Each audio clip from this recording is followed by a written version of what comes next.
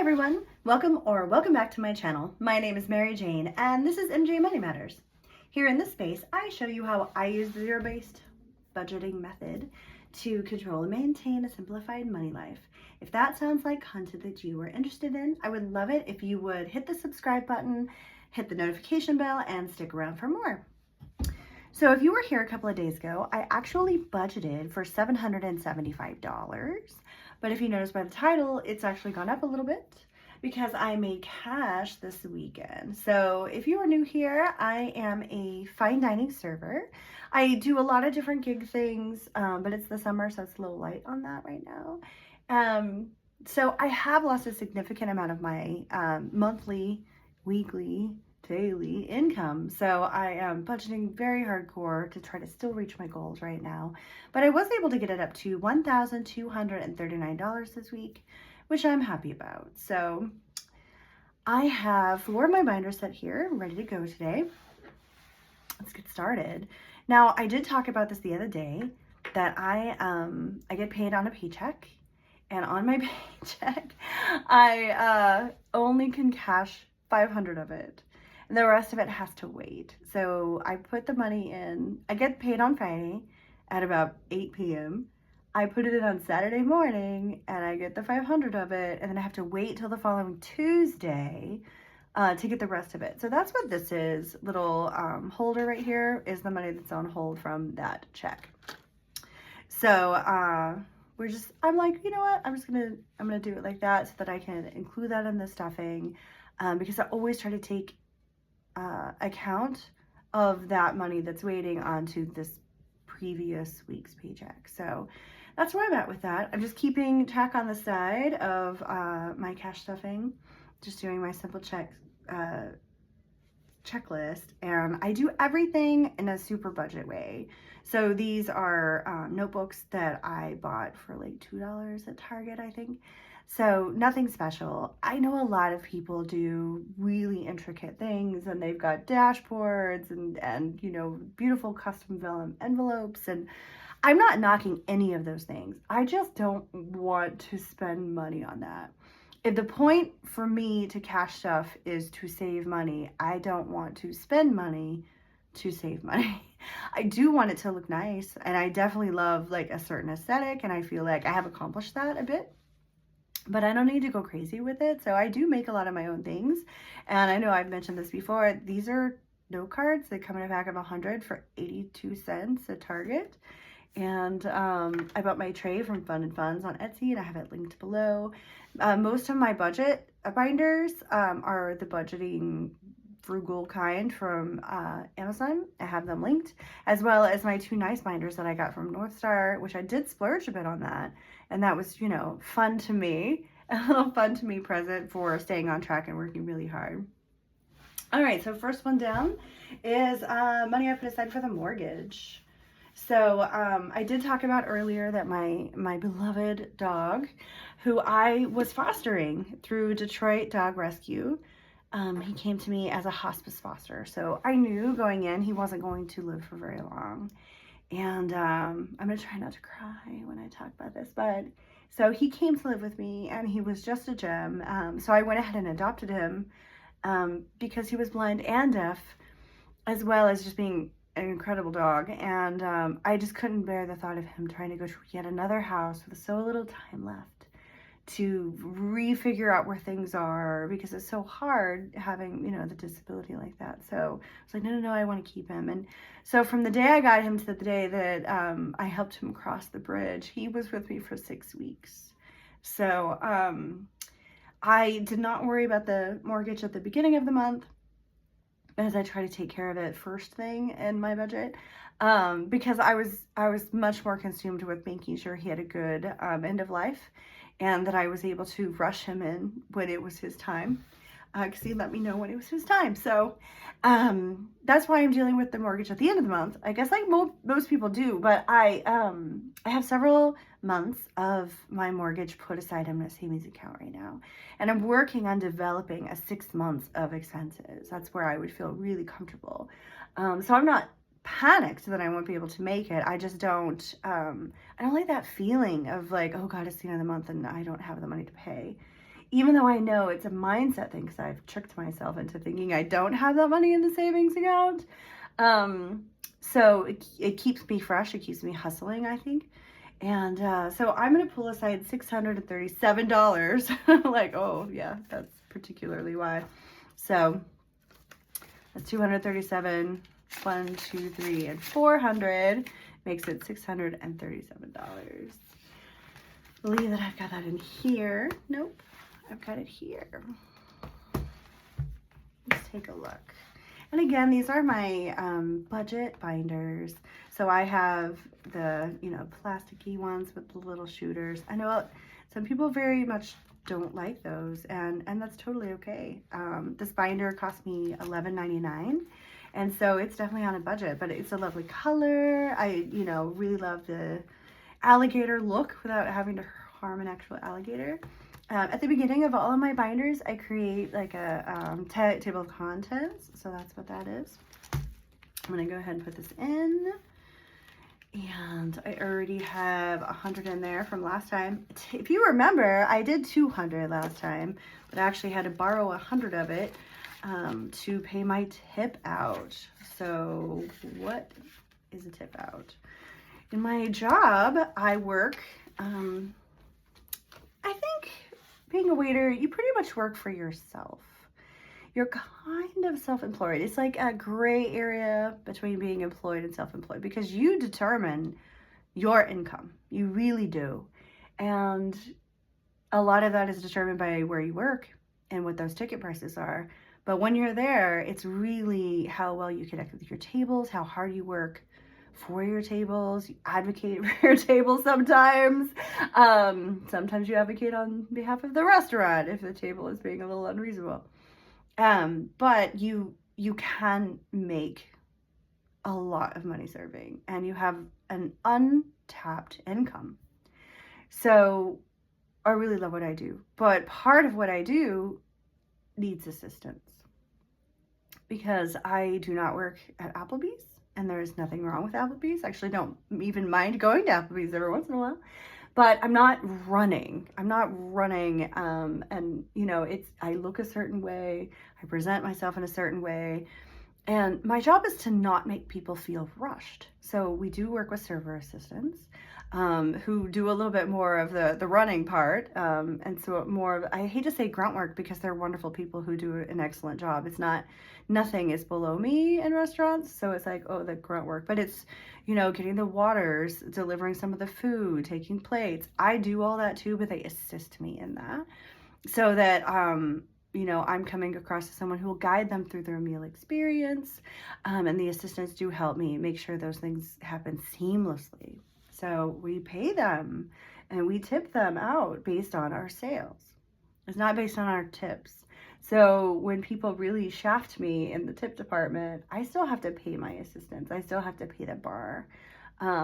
Very similar, like working in a strip club. Like you could show up and you pay your house money to work that evening, and you may or may not make money, but you're tipping out your house mom, you're tipping out the bartenders. Like there are costs associated with going to work. And so in my establishment and in most fine dining establishments, there are costs associated with working. So my tip out has to be paid out every day in cash. But I don't necessarily make cash every day.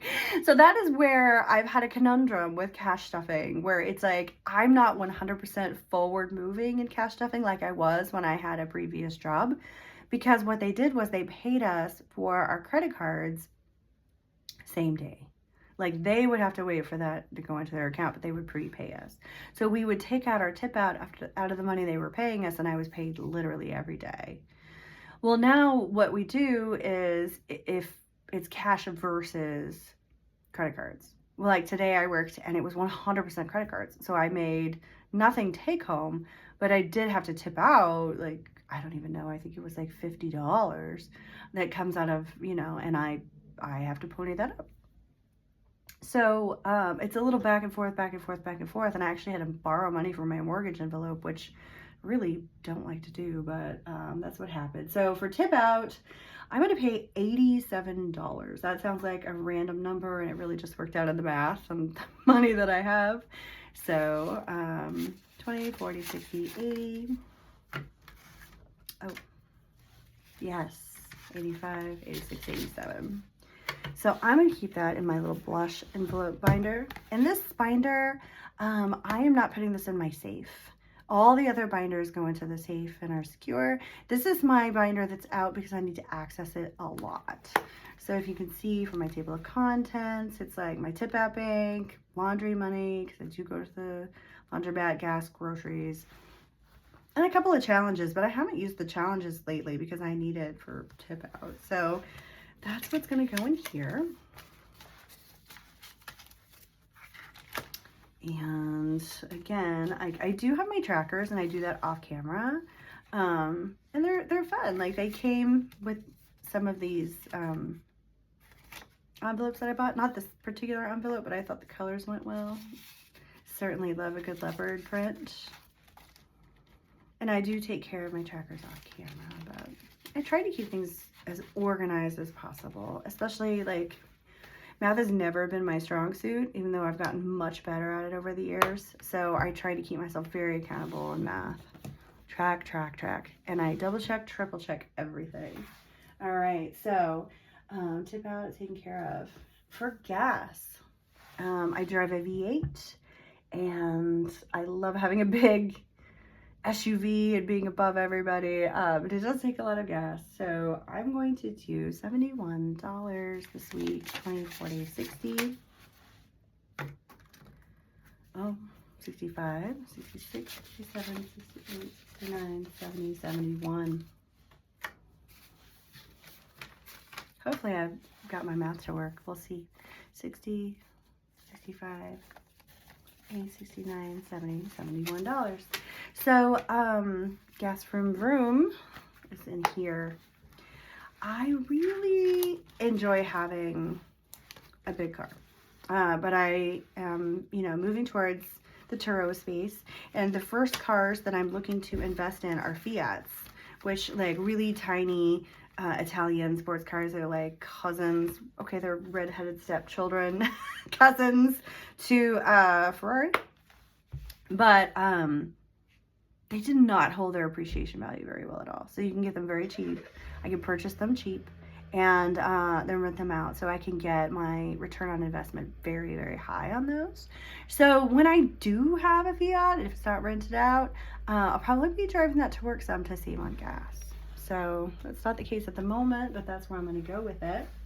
My storage. So I have storage in Texas, 100, 2, 4, 6, 80, and 1, 2, 3, 4, 184.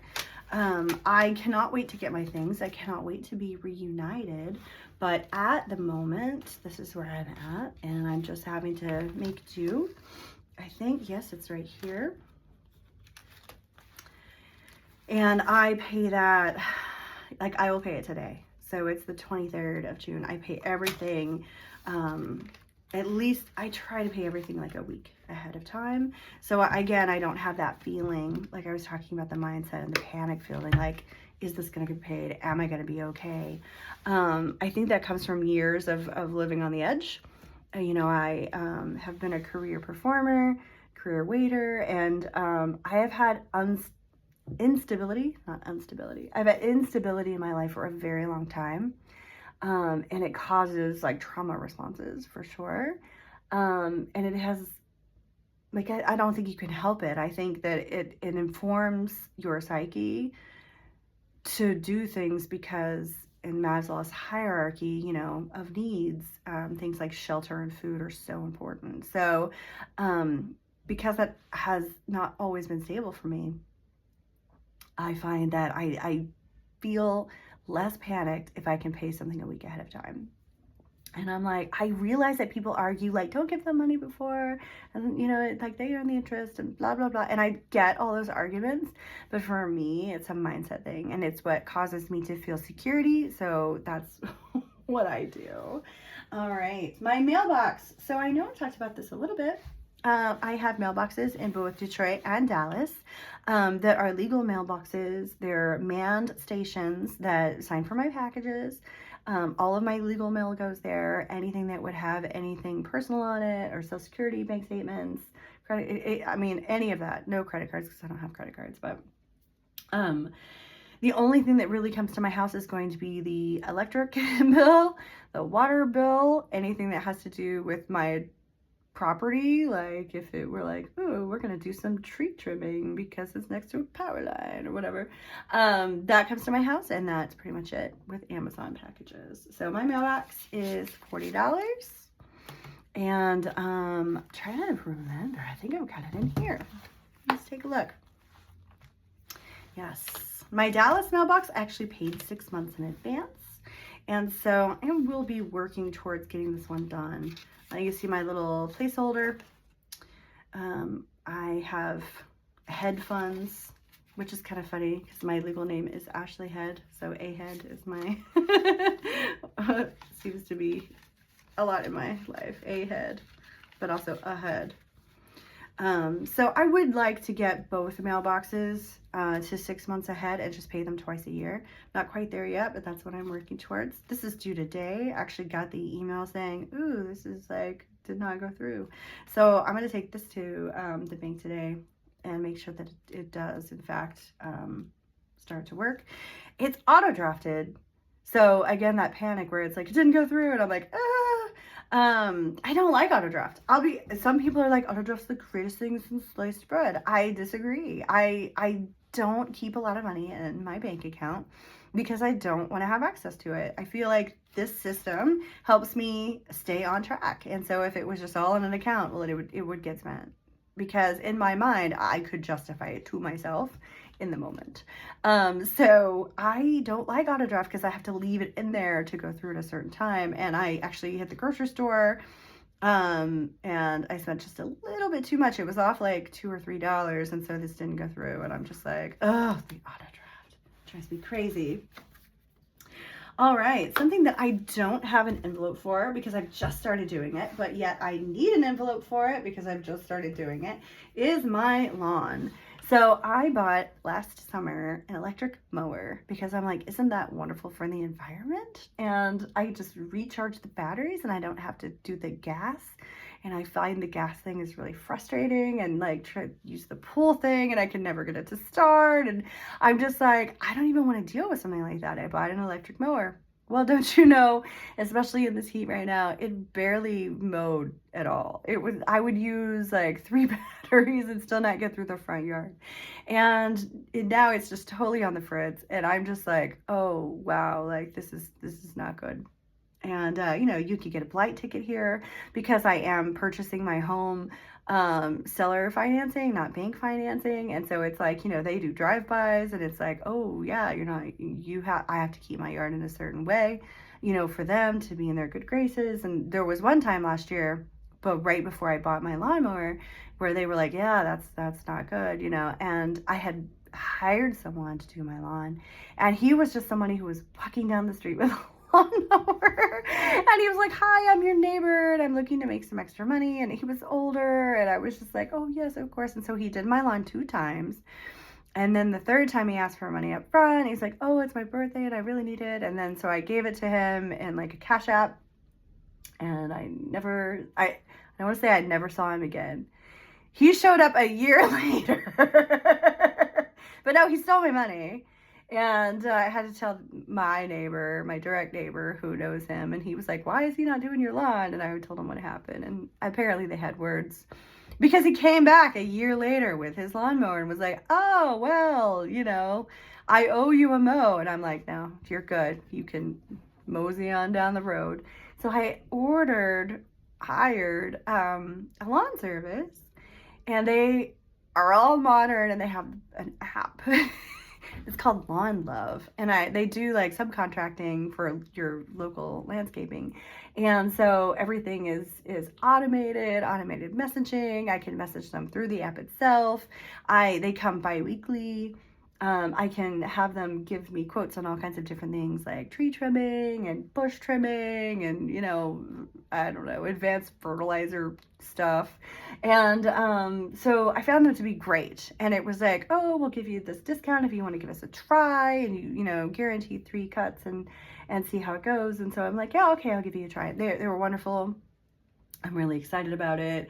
It's one less thing on my plate, because if time is money, being outside sweating, trying to get my electric lawnmower to freaking mow, and then like the battery runs out or it starts raining, and I'm just like, oh my gosh, because I was working so much through the school year that it was like, if I was having an issue with the weather, I mean, it really was like, well, when am I going to be able to do this? I can't do it for like 4 more days. And then I'd get out there and then my lawnmower would stop, where I was like, oh my gosh, that amount of stress this is causing me is not worth it. So I'm going to pay this man $80, $60, $80 to take that away. Calgon, take it away. So I don't have envelopes for this, but I will work on that. So next time that will be a thing.